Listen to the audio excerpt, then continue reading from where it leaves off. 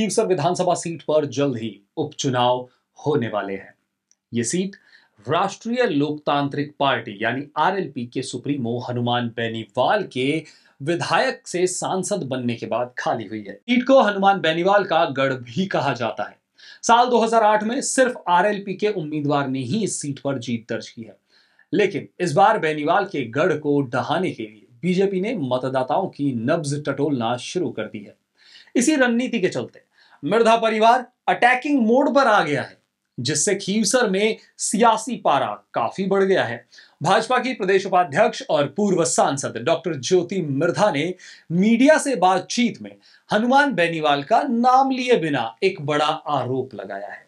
उन्होंने कहा, खीवसर उपचुनाव में इस बार हमारे लिए कोई चुनौती नहीं है। हमारे सामने जो नेता है, उन्होंने जिस तरह से बरगलाना शुरू कर रखा है, उसे देखकर सुनकर लगता है कि वो पूरी तरह से बौखलाए हुए हैं।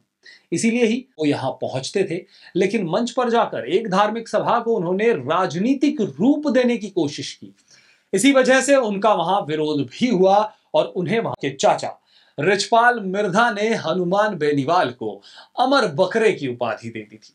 उन्होंने कहा था, अगर इस बार हनुमान बेनीवाल चुनाव नहीं हारते हैं तो मैं उसे अमर बकरे की उपाधि दूंगा, क्योंकि फिर वो अमर हो जाएगा। अब यह जनता के हाथ में है कि उसको अमर रखना है या नहीं रखना है।